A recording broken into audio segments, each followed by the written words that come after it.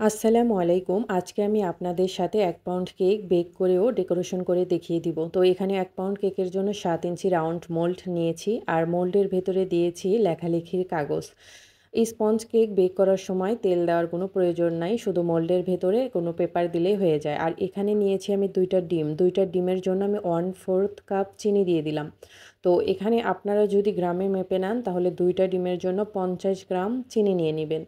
আর sponge কেকের রেশিওই হচ্ছে 2:1:1 অর্থাৎ যতটুকু আপনারা ডিম নিবেন তার অর্ধেক পরিমাণ নিবেন ময়দা আর ময়দার সমপরিমাণ নিবেন চিনি। তো এখানে আমি ডিম, চিনি একসাথেই একটা ম্যারাং তৈরি করে নিব। আসলে স্পঞ্জ কেকের জন্য ডিমের কুসুম বা সাদা অংশ এগুলো আলাদা করার অত বেশি ঝামেলা নাই। সবকিছু একসাথে দিয়েই অর্থাৎ ডিম, চিনি একসাথে দিয়েই সুন্দর করে আপনারা একটা ম্যারাং তৈরি করতে পারবেন।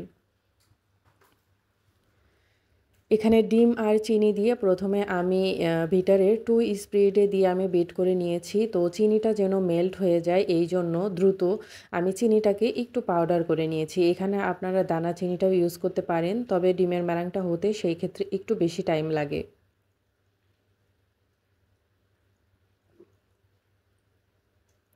আমি এই ভিডিওতে একেবারেই কাট করিনি যে ২ টা ডিমের ম্যারাং করতে কতটুকু টাইম লাগে, আপনারা ভিডিও দেখলেই বুঝতে পারবেন। আর আমি বোলটা বারবার হাতে নিচ্ছিলাম এই কারণে, কারণ টেবিলের উপরেই যেহেতু ভিডিও স্ট্যান্ডটা রাখা আছে, সেক্ষেত্রে কাঁপাকাঁপি করবে তাই আমি হাতে নিয়ে নিচ্ছি। এছাড়া আর অন্য কোনো কারণ নেই। সাইডের যে ব্যাটারগুলো আছে এগুলো আমি স্প্যাচুলা দিয়ে মাঝখানের দিকে দিয়ে দিব। মাঝখানের দিকে ক্রিম বা ডিমের ম্যারাং খুব দ্রুতই ফর্মি হয়, কিন্তু সাইডের অংশটা কিন্তু হতে একটু টাইম লাগে। এইজন্য সাইডের যেগুলো ছিটিয়ে যায় সেগুলো একটু স্প্যাচুলা দিয়ে ক্লিন করে বারবার বাটির মধ্যে নিয়ে নিবেন। আর ইলেকট্রিক বিটার কিন্তু কখনোই একটানা চালানো যায় না। একটু থেমে থেমেই চালাতে হয়। তো আমি এই যে কিছুক্ষণের জন্য একটু বন্ধ রেখে আবারও এটাকে বিট করে নিচ্ছি।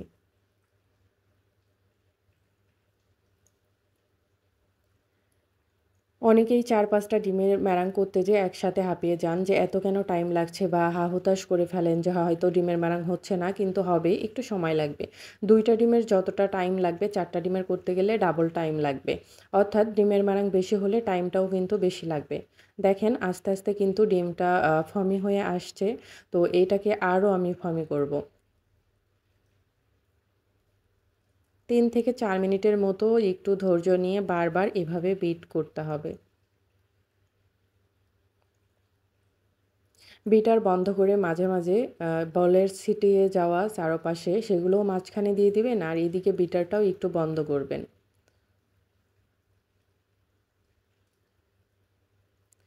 এই ফর্মটা বিট করতে, করতে এত সুন্দর হবে যে বিটারের কাঁটা থেকে পড়তেই চাইবে না। একেবারে ড্রপ আকারে পড়বে বা কোনো কিছু লিখে নিলেও দেখবেন যে সেই ফর্মটা দ্রুত মিশে যাচ্ছে না, তখনই বুঝতে হবে ডিমের ফর্মটা পারফেক্ট হয়েছে। আপনাদের বোঝার সুবিধার্থে এই ভিডিওতে আমি একেবারেই কাট করিনি।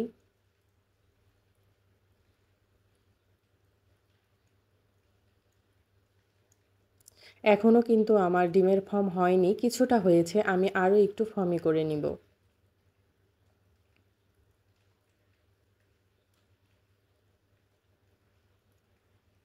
আপনাদের যদি এভাবে করতে ঝামেলা মনে হয় তাহলে কিন্তু শুধু আপনারা ডিমের কুসুমটাকে সাদা সরিয়ে নিয়ে সাদা অংশটাকেও আপনারা ফর্মি করে পরে আপনারা কুসুম অ্যাড করে দিতে পারেন। তবে আমার কাছে ওরকম ঝামেলা মনে হয়, তাই আমি ওভাবে না করে এভাবেই করি। ডিমের ফর্মটা কিন্তু আমার হয়ে গেছে। দেখেন ফর্মটা কিন্তু একেবারে কত সুন্দর করে ড্রপ আকারে পড়ছে এবং সাথে, সাথে মিশেও যাচ্ছে না। তো এখন আমি এই পর্যায়ে এখানে আমি ভ্যানিলা এসেন্স দিয়ে দিব। ২ পাউন্ড কেকের জন্য আমি ১ চা চামচ এখানে ভ্যানিলা এসেন্স দিয়ে দিলাম। আপনাদের কাছে যদি ভালো কোনো ব্র্যান্ডের অর্থাৎ রেডম্যানের যদি ভ্যানিলা এসেন্সটা থাকে তাহলে ওটা কিন্তু অল্প পরিমাণে দিলেই হয়ে যায়। বেশি পরিমাণে দিলেও যে ক্ষতি এরকম কিছু না। তবে অল্প পরিমাণ দিয়েই যদি হয়ে যায় বেশি পরিমাণ দেওয়ার দরকার থাকে না। তবে আমি অথেন্টিক যে ভ্যানিলা এসেন্সটা থাকে আমার লোকেশনে এটা অ্যাভেলেবল পাওয়া যায়, তো ওইটাই আমি ইউজ করেছি। আর বোতলও একেবারে শেষের দিকে, তাই ১ চা চামচ থেকে সামান্য একটু বেশি দিয়েছি। আর এই যে মিশ্রণটা দেখতে পাচ্ছেন শুকনো উপকরণ, এখানে আমি নিয়েছি ৫০ গ্রাম ময়দা, ২ গ্রাম অর্থাৎ হাফ চা চামচ বেকিং পাউডার আর ১ চা চামচ কর্নফ্লাওয়ার। এই ৩টা জিনিস এখানে আমি আগেই মেপে রেখে দিয়েছিলাম। এখন আমি চেলে নিয়ে আলতো হাতে এক পাশ থেকে মিশিয়ে নিচ্ছি। এই স্পঞ্জ কেকের যে এই যে পারফেক্ট একটা ডিমের ম্যারাং, এইটাই কিন্তু হচ্ছে যে আপনার কেকটাকে ফুলে তুলবে। তো এখানে আ আ বেকিং সোডা বা ভিনেগার অনেকেই দিয়ে থাকেন। এগুলো দেওয়ার কোনো দরকার নেই। এগুলো অপশনাল, চাইলে দিতে পারেন। তো না দিলেও যে কোনো সমস্যা সেরকম কিন্তু না। আর এইটাকে অবশ্যই আপনারা শুকনো উপকরণগুলোকে এই ব্যাটারে দেওয়ার আগেও ২-৩ বার চেলে রাখবেন। তো আমি আর ২-৩ বার চেলে রাখি নাই। যার কারণে এই যে একটু দানা, দানা ছিল। তো আমি এখন চেলে একবারে দিয়ে দিলাম। আর এই মিশ্রণটা মেশানোর সময় একেবারেই তাড়াহুড়া করা যাবে না। তাড়াহুড়া করলে এই যে ডিমের ফর্মটা আপনি এতক্ষণ যত্ন নিয়ে করলেন, এইটা যদি একবার বসে যায় তাহলে কিন্তু যতটুকু ব্যাটার ততটুকুই থাকবে, একেবারেই ফুলবে না। আর ১ পাউন্ড কেকের জন্য আমরা সাধারণত রেগুলার ৬ ইঞ্চি কেক মোল্ড ইউজ করে থাকি। এটা হচ্ছে রেগুলার মাপ। যদি আপনি একটু কেকটা আকারে বড় করতে চান তাহলে হচ্ছে আপনারা ৭ ইঞ্চি মোল্ডে বেক করবেন। আর যদি কেকটা একটু উঁচু করতে চান তাহলে ৫ ইঞ্চি মোল্ডে বেক করবেন। ৫ ইঞ্চি মোল্ডে বেক করলে ৪ টা লেয়ার হবে। ৬ ইঞ্চি মোল্ডে বেক করলে ৩ টা লেয়ার করতে হবে কেকের। আর ৭ ইঞ্চি মোল্ডে করলে ২ টা লেয়ারই যথেষ্ট। ব্যাস এই যে আমি ১ম এ হচ্ছে বিটারের যে কাঁটাটা ছিল সেটা দিয়েই আমি শুকনো উপকরণগুলোকে ভালোভাবে মিশিয়ে নিয়েছি। আর এখন আমি স্প্যাচুলা দিয়ে সাইড থেকে একটু ঘুরিয়ে, ঘুরিয়ে এভাবে মিশিয়ে নিচ্ছি। নিচ থেকে একটু উপরের দিকে তুলে একটু ঝাঁকি দিয়ে নিচ্ছি। এতে করে যদি কোনো শুকনো উপকরণ অবশিষ্ট থাকে সেগুলোও মিশে যাবে। এখানে আমি হালকা একটু ফাস্ট ফরওয়ার্ড করেছি, তবে কোনো অংশই কাট করিনি। তবে আপনারা কিন্তু এত জোরে, জোরে করবেন না। একটু আলতো হাতে করে নিবেন। ১ম আপনাদের একটু টাইম লাগবে। যখন আপনারা কাজ করতে, করতে অভ্যস্ত হয়ে যাবেন তখন আপনাদের এভাবে মিশালে আর সমস্যা হবে না। তো এখন আমি উপর থেকে ঢেলে দিয়ে দিলাম ৭ ইঞ্চি মোল্ডে। এইটাকে এখন ওভেনের আ একদম নিচ তাকে রেখে ১৭০ ডিগ্রি সেলসিয়াস তাপমাত্রায় ৩০ মিনিটের জন্য বেক করে নিব। আর ইলেকট্রিক ওভেনের এই কেকগুলো বেক করার সময় ওভেনের উপর থেকেও তাপ পাবে, নিচের থেকেও তাপ পাবে। এইটা 1 থাকবে। আর হচ্ছে মিনিটটা কত মিনিটে দিয়ে দিবেন সেটা কেকটাকে বেক করার সময় দিয়ে দিবেন। তো এইটাকে আমি হচ্ছে ৩০ মিনিটের মতো বেক করে নিয়েছি। আর এটা আপনাদের সময় একটু কম বেশি লাগতে পারে। কারণ কারেন্টের ভোল্টেজের একটা ব্যাপার থাকে। আবার কারোর ওভেনে একটু টাইম কম লাগে, বেশি লাগে। তো কেকটাকে আমি রুমের স্বাভাবিক তাপমাত্রায় নিয়ে এসে ঠান্ডা করে নিয়েছি। তারপরে এটাকে ডিমোল্ড করে নিচ্ছি। স্পঞ্জ কেক একটু সাবধানতার সাথেই ডিমোল্ড করে নিতে হয়। তো এই যে উপরের কাগজটা আমি আলতো হাতে তুলে নিলাম। এই কেকটাকে এখন আমি ২ টা লেয়ারে কাট করে নিব।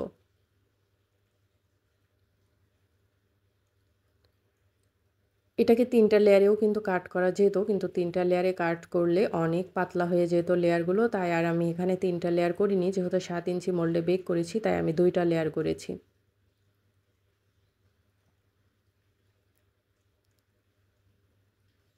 আর এখানে কেক বোর্ড হচ্ছে যে আপনারা আপনাদের পছন্দ মতো নিয়ে নিবেন। তবে আমি বারবার প্রত্যেক ভিডিওতেই বলার চেষ্টা করি যে যতটুকু আপনারা হচ্ছে যে কেক নিবেন, যে কয়েক ইঞ্চি মোল্ডে বেক করবেন তার থেকে ২-৩ ইঞ্চি বড় নিবেন। তো আজকে আমি ৭ ইঞ্চি মোল্ডে বেক করেছি। আমার ১০ ইঞ্চি মোল্ডই নেওয়া উচিত ছিল। কিন্তু আমার হাতের কাছে ছিল না। তো যেটার উপরে আমি কাট করে নিলাম ওইটা একটু পুরাতন। তো ওইটা আর আমি এইজন্য দিলাম না। এখানে আমি ৬ ইঞ্চি ৮ ইঞ্চি কেক বোর্ডটাই ইউজ করেছি ৭ ইঞ্চির জন্য। তো আমার লোকেশন যেহেতু কাছে ছিল তাই আর সমস্যা হবে না। দূরে হলে কিন্তু অবশ্যই আপনাদের ১০ ইঞ্চিটাই ইউজ করতে হবে। ৯ অথবা ১০, অর্থাৎ কেকের সাইজ থেকে ২ অথবা ৩ ইঞ্চি বড় নিবেন। এখানে কেকটা যেহেতু আমি ২ টা লেয়ারে কাট করেছি তাই উপরের পার্টটা আমি কেক বোর্ডের সাথেই দিয়ে দিলাম একটু ক্রিম দিয়ে। আর আজকের ভিডিওতে আমি ক্রিম বিট করা দেখাইনি। ইনশাআল্লাহ অন্য কোনো ভিডিওতে আমি ক্রিম বিট করা দেখিয়ে দিব। তো এখানে আমি সুগার সিরাপ দিয়ে দিলাম। এখানে আপনারা চাইলে আ সিলিকন ব্রাশ দিয়েও কিন্তু দিতে পারেন। তবে এখানে আমি একটা বোতল ইউজ করেছি। তো এখানে আমি অল্প পরিমাণে দিয়ে দিব ক্রিম। তো ক্রিমটা হচ্ছে যে যার, যার পছন্দের ব্যাপার। সবসময় আপনারা পছন্দ মতো দিয়ে দিবেন, পরিমাণ মতো। তবে কোনো কাস্টমার যদি চায় যে আমাকে অল্প পরিমাণে ক্রিম দিবেন, সেক্ষেত্রে সেই কাস্টমারের ক্ষেত্রে কম ক্রিমটাই দিয়ে দিবেন। আর যদি মনে করে যে না, অনেকেই আছে যে ক্রিম অনেক বেশি খেতে পছন্দ করেন, তাদের জন্য ক্রিমটা একটু বেশি দিয়ে দিতে পারেন। এখন হয়তোবা বলতে পারেন যে কারা ক্রিম বেশি পছন্দ করে বা কম পছন্দ করে, যখন কাস্টমার অর্ডার করবে তাদের থেকে জেনে নিবেন। উপরের ক্রিমটা প্যালেট নাইফের সাহায্যে আলতো হাতে সমান করে নিলাম। এখন আমি এর উপরে দিয়ে দিব চকলেট গানাশ। যতটুকু হোয়াইট চকলেট নিয়েছি তার অর্ধেক পরিমাণ নিয়েছিলাম হুইপড ক্রিম, নিয়ে ডাবল বয়লারে মেল্ট করে নিয়ে এখানে আমি চকলেট গানাশটা রেডি করে নিয়েছি। তবে যারা কেকের মধ্যে মিষ্টিটা খেতে কম পছন্দ করেন তারা এখানে চকলেট গানাশটা ইউজ করবেন না।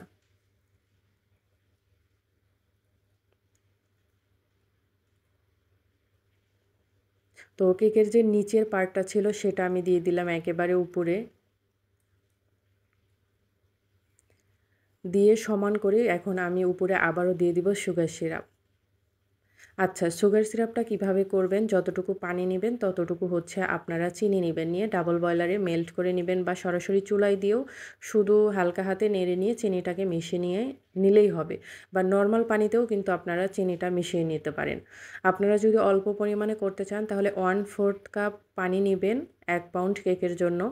আর হচ্ছে ২ টেবিল চামিচ চিনি নিবেন। নিয়ে এটাকে একসাথে মেল্ট করে নিবেন। তো এই যে একটু যে চকলেট গানাশ ছিল আমার ভেতরে দিয়ে, তো ওইটাই আমি উপরে দিয়ে আবার প্যালেট নাইফ দিয়ে সমান করে উপরে আমি ক্রিম দিয়ে কোট করে ফেলবো।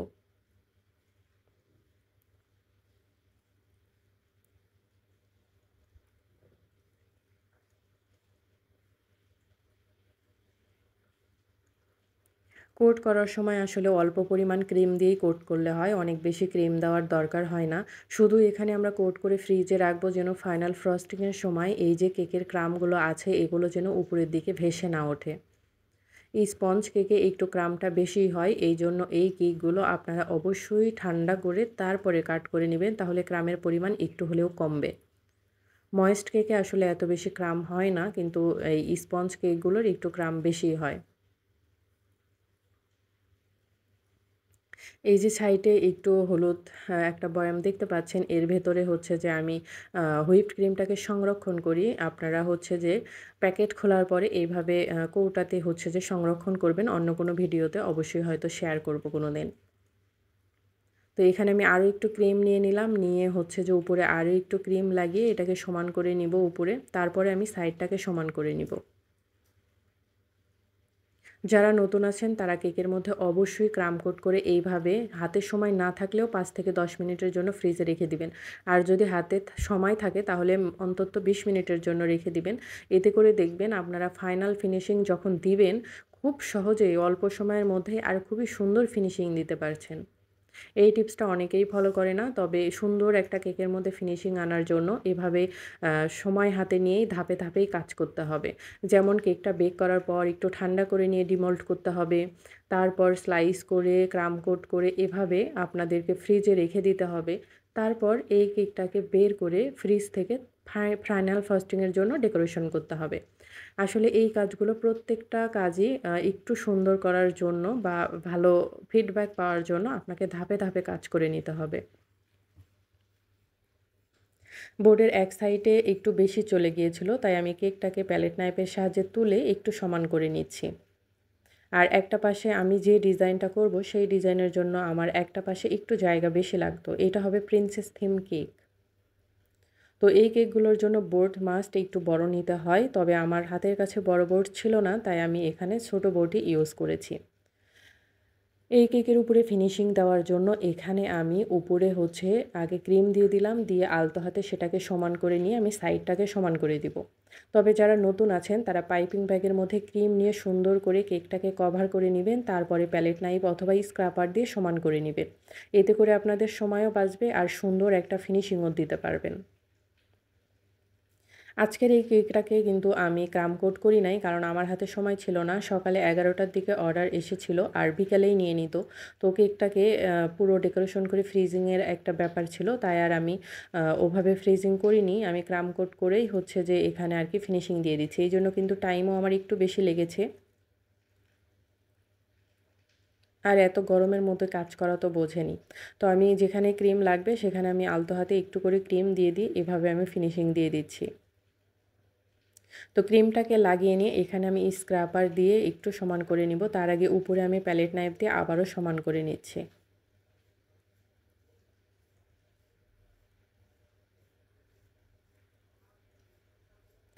এখানে স্টিলের স্ক্রাপার দিয়ে আমি এখানে সমান করে নিচ্ছি। চাইলে আপনারা হচ্ছে এখানে প্লাস্টিকের স্ক্রাপার বা ভিজিটিং কার্ড দিয়েও সমান করে নিতে পারেন। আর এই যে সাইডে আমি সমান করে নিয়ে একটা সাইডে একটু ফাঁকা রেখেছি, একটু খেয়াল করলেই বুঝতে পারবেন। এখানে আসলে ফাঁকা রেখেছি এই কারণে, যেহেতু এটা প্রিন্সেস থিম কেক হবে আর প্রিন্সেসের ছবি বসানোর পর এখানে হচ্ছে যেহেতু ক্রিম দিয়ে ড্রেস করা থাকবে, তাই আবার যদি ওখানে আগে থেকেই ক্রিম দিয়ে ফিনিশিং করি, ক্রিমের পরিমাণটা অনেক বেশি বেড়ে যাবে। তাই আর ওখানে আমি ক্রিম দিলাম না। ওই অংশটুকু বাদ রেখে এখানে আমি ফিনিশিং করে দিলাম। আর উপরে যেহেতু ছবি থাকবে এবং ডিজাইন থাকবে, তাই উপরে এত বেশি স্মুথ ফিনিশিংয়ের দরকার ছিল না। কারণ অধিকাংশ ক্রিমের উপরে মানে কেক এর উপরে ক্রিমের ডিজাইন দিয়ে ভরে যাবে।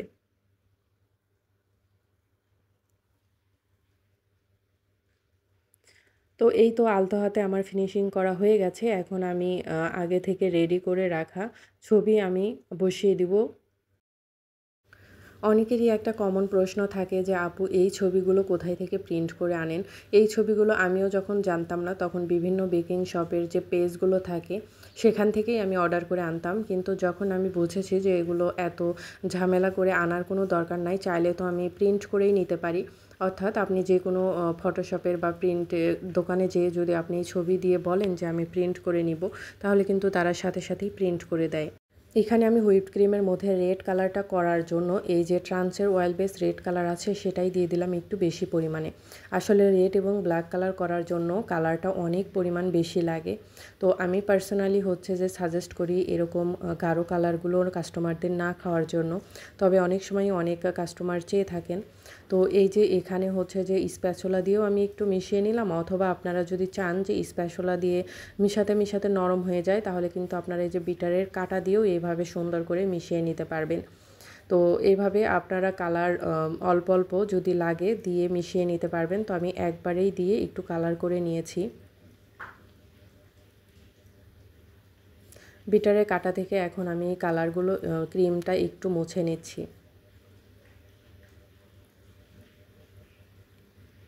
অনেকেই হচ্ছে যে করেন কি যে ক্রিমের মধ্যে অল্প পরিমাণ কালার দিয়ে মিশাতে থাকেন, তারপরে দেখেন যে কালারটা আসে না পারফেক্ট, তো হতাশ হয়ে যান যে কিভাবে রেড কালার করব। বিশেষ করে নতুনদের কথা বলছি। তো তারা একটু অল্প পরিমাণ করে করে কালার দিয়ে মেশাবেন, অর্থাৎ প্রথমে দরকার হয় একটু অল্প ক্রিমের মধ্যে কালারটা মিশিয়ে দেখবেন যে কিভাবে কালারটা আসে, তারপরে বেশি পরিমাণ ক্রিমের মধ্যে কালার মেশাবেন। তো আজকে যে আমি ডেকোরেশন করব, এখানে আমি 50 গ্রামের মতো ক্রিম নিয়েছি, তাও নাই, তার থেকে একটু কম আনুমানিক বলেছি। তো এইটুকু ক্রিম দিয়েই কিন্তু আমার উপরের ডেকোরেশন হয়ে যাবে।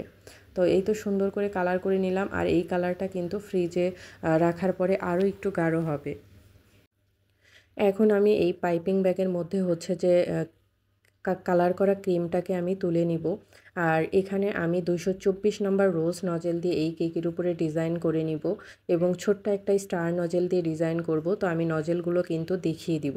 তো আমি প্রথম নজেল দিয়ে পাইপিং ব্যাগটাকে রেডি করে নিয়েছি। তাই জন্য অন্য একটা পাইপিং ব্যাগের মধ্যে এখন আমি ক্রিম নিয়ে নিচ্ছি। এতে করে হবে কি, একটা নজেলের কাজ শেষ হয়ে গেলে এই পাইপিং ব্যাগটা তুলে ওই পাইপিং ব্যাগের মধ্যে অন্য আরেকটা নজেল দিয়ে কিন্তু কাজ করতে পারবেন।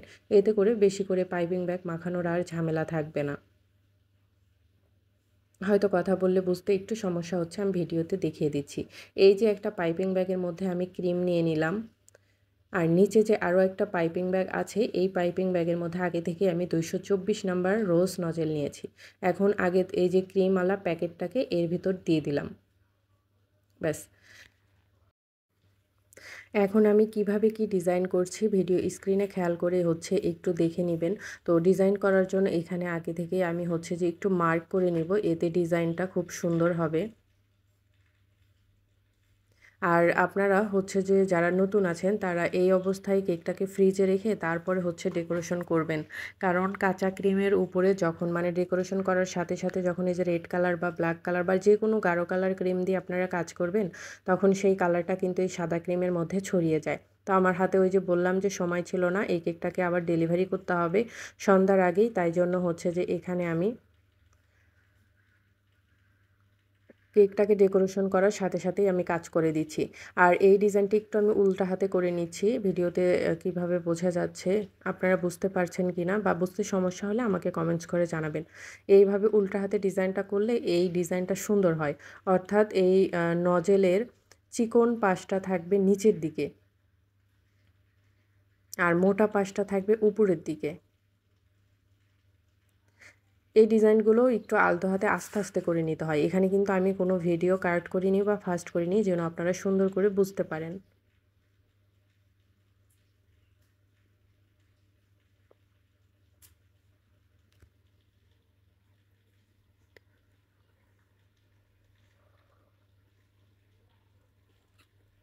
আর হ্যাঁ, কেকের মধ্যে রেড কালার সময়ের সাথে সাথে একটু ছড়াবে, এটাই স্বাভাবিক।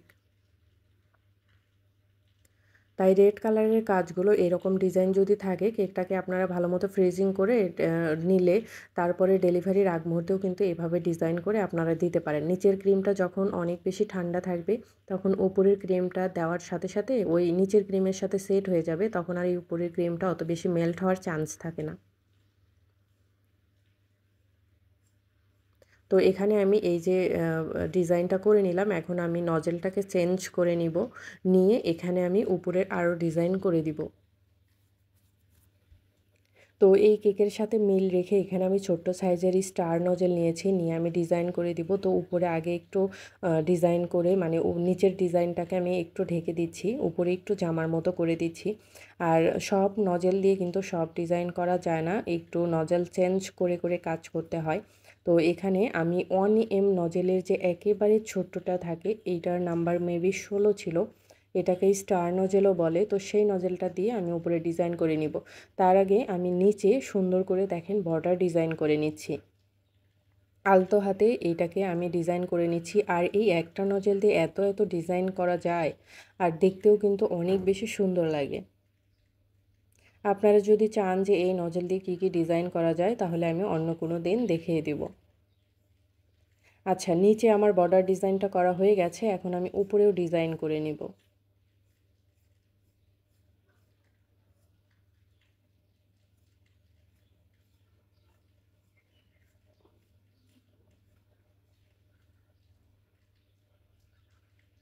উপরের ডিজাইনটাও কিন্তু আমি একেবারে ফাস্ট করিনি। ওই যে আপনারা 1M নজল দিয়ে যেভাবে ডিজাইন করেন, এক পাশ থেকে ঘুরিয়ে নেন, তো এইটা সেমভাবেই আমি করে নিচ্ছি। আমি কিন্তু ডান পাশ থেকে এখন ঘুরিয়ে নিচ্ছি। আপনারা যদি বাম পাশ থেকে ঘুরান, তাহলেও কিন্তু সুন্দর আরও একটা ডিজাইন হবে। এখানে আমি ডাবল করে একটু ফুল দিয়ে দিচ্ছি, যেন দেখতে একটু বেশি ভালো লাগে। আর মাঝখানে যে জায়গাটা থাকবে, সেখানে আমি লিখে নিব।